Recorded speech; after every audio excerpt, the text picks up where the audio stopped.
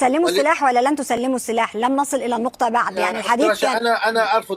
نحن تحدثنا بالاتفاق عن 2023 সালের 7 অক্টোবর যে সংঘাতের দাবানল জ্বলে উঠেছিল, দীর্ঘ সময় পর অবশেষে সেই রক্তক্ষয়ী যুদ্ধের অবসানের এক ঐতিহাসিক ইঙ্গিত মিলেছে। দীর্ঘ লড়াইয়ের পর ফিলিস্তিনি গোষ্ঠী হামাস অবশেষে নিরস্ত্রকরণের মাধ্যমে একটি সমাধানের পথে হাঁটতে সম্মত হয়েছে।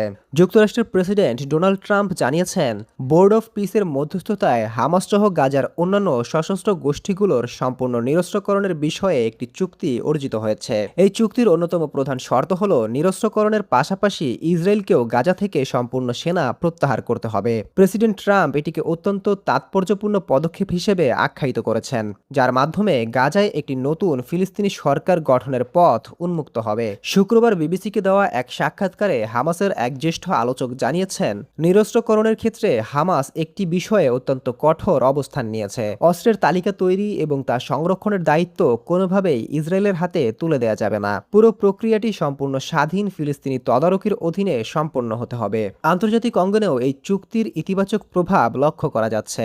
যুক্তরাজ্যের মন্ত্রী লুই হেগ এই অগ্রগতিকে অত্যন্ত স্বাগত জানাবার মতো বলে মন্তব্য করেছেন। তবে বোর্ড অফ পিসের কর্মকর্তা নিকোলাই স্মরণ করিয়ে দিয়েছেন, চুক্তির দলিলে কি লেখা আছে তার চেয়ে বাস্তবে এর প্রয়োগ কতটা হচ্ছে সেটি এখন সবচেয়ে বেশি গুরুত্বপূর্ণ। এই পুরো প্রক্রিয়ায় সবচেয়ে বড় অনিশ্চয়তা তৈরি করেছে ইসরায়েল। চুক্তির এত বড় একটি ঘোষণা আসার পরও এখন পর্যন্ত তাদের পক্ষ থেকে আনুষ্ঠানিক কোনো প্রতিক্রিয়া পাওয়া যায়নি। ইসরায়েলের এই নীরবতা চুক্তির ভবিষ্যৎ নিয়ে বড় ধরনের প্রশ্ন তুলছে।